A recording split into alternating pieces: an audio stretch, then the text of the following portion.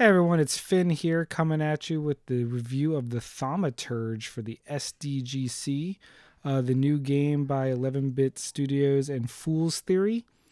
Um, I mean, this is already an incredible year for RPGs between sorry, my bad, Like a Dragon, Infinite Wealth. We've got Final Fantasy VII Rebirth. We had Persona 3 Reloaded. Now we have The Thaumaturge, which is on a very different scale of RPG, but still is a high quality game from a smaller studio with a much smaller budget than those. Um, and you know what? It is exactly the kind of one I needed at this time. It was a really nice palate cleanser from these massive JRPGs that I've been binging this year. So basically, to go over briefly what the Thaumaturge is, and you'll notice like the footage, I made sure that all the footage used in this review, if you're watching the video portion, is from the opening like tutorial area, because like most RPGs, this game thrives on its story, and so I didn't want anything that could accidentally spoil things that matter. But the basic gist of it is you play as a thaumaturge named Victor from Warsaw, and you are in like a pre-World War One Russia block type area, and it's kind of like pseudo historical, where you're interacting with characters that existed in history, just not their traditional ways. So, you know, Rasputin is there. He pops up very early, becomes a big component. And gameplay wise, it's like one part demented Pokemon trainer, where you're collecting and building up these like essentially like sin demons that feed off of one of four types of like stats. And then it plays like an isometric, like you're gonna get Baldur's Gate vibes just from the look of like the world. But the stronger comparison to me was it felt like a World War One-ish Witcher world merged with kind of the vibe and aesthetic of Disco Elysium. It's a weird combination, but it works. So the game plays out like one part detective, one part combat. So you'll go around and you're trying to find these salutors, which are your demon slash Pokemon in this game. And once you find like what flaw they're being attracted to and hunt them down and defeat them in combat, they become part of your squad. And so in combat, it's actually pretty intricate as time goes on. They keep like layering more things on top of each other for you. But basically you'll have Victor's abilities, which are more normal punches and whatnot, gun if you have it. And you can do different things to lower the focus of an enemy. It's like their shield of sorts. And once you break them down, then you can unlock these like a whole new range of way more powerful abilities. And your Salutor also gets to act in combat. And you can see like the timeline of who's going to act when, so you can act accordingly. There's a lot of strategy involved in making sure that you can chain your attacks to try and either take out or interrupt an enemy before they can take you down. And switching between the different Salutors that you get throughout the game makes combat feel really rewarding, like because you can start targeting enemy weaknesses, make them have like emotional breakdowns to open them up to new attacks. It feels solid. Like it's definitely not the highest end RPG you're going to play this year, but sometimes that just doesn't matter if it's well made and fun. And then the detective part of it, the other half of it, is you go around and you can kind of feel like the essence of items that people have imprinted on with strong emotions. And if you're thorough enough and explore enough, then you can start piecing together these mysteries and draw conclusions that then open up new dialogue options as when you talk to people and try and progress through quests. And it kind of incentivizes you to build your character properly, because you know you might feel like you want to say something in one way, but if you didn't have enough points in that particular stat, you lose that option, like heart, mind, stuff like that. And so you have this whole skill tree that can build up not only your in-game conversation options, but also adds options for your combat. You can also then build up the different skills of your Salators. Like, there's a lot to dig in here.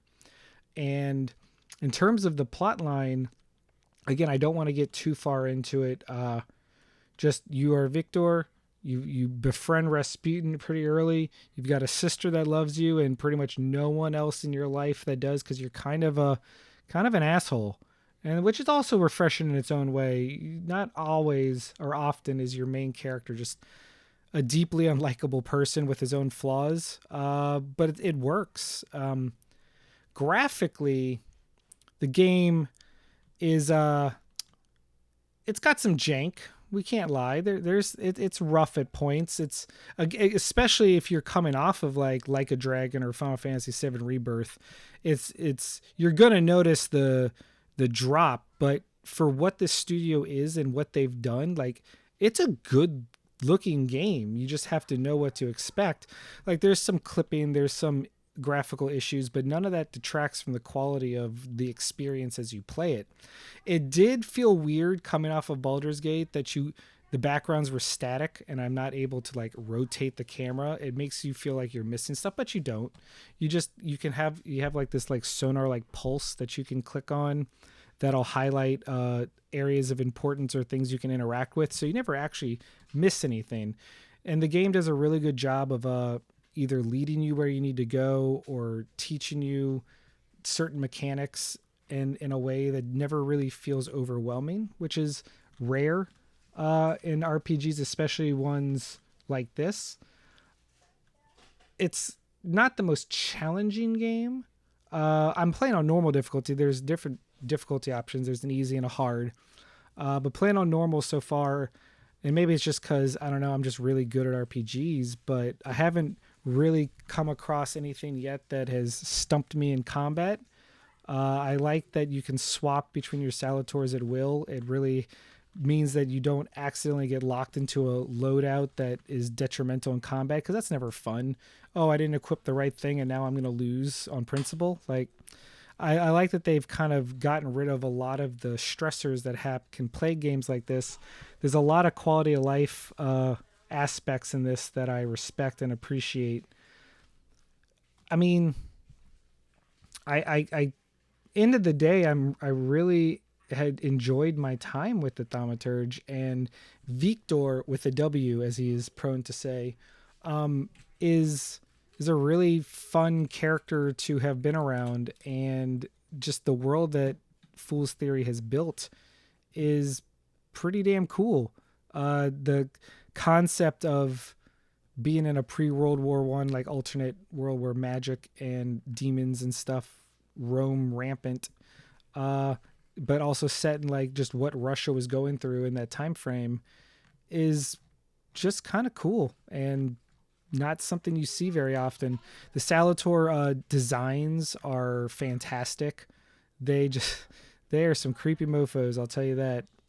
But like the combat like cards, they're done like tarot cards, but don't be tricked into thinking this is a card-based deck builder type game. It's not. That's how they visually display your different abilities. You like draw a card and then see how it plays out. It never kind of gets old having your like Salator sneak up behind someone and stab them through the heart with a spectral sword and watch them just go kind of crazy, and allowing you to just concuss them down until they're out. It's silly. It's fun, and I dig it. It's something I would highly recommend you if you have a computer that can run it, or if you have a casual interest in this kind of RPG type game. Fool's Theory did a great job. It's something I got to play at PAX West, and ever since I played their demo, it's kind of been on my radar, so I was very excited to get my hands on it when it was finally coming out. And it was worth the wait, which, again, considering the other RPGs that have come out in the first 2 months of this year, says a lot about the Thaumaturge, that it's up there for me. So, yeah, I mean, shout out to Evolve PR for the code. We appreciate it. And if you feel like giving it a shot, I highly recommend it. This gets a thumbs up from me, 2 thumbs up if you're naughty. It's basically all I got. I hope you give it a shot and let me know what you think. This has been Finn from the SDGC, just kind of stream of consciousness blurting out my thoughts on the game. And yeah, I dig it. It's awesome. Go team. Something, something SDGC.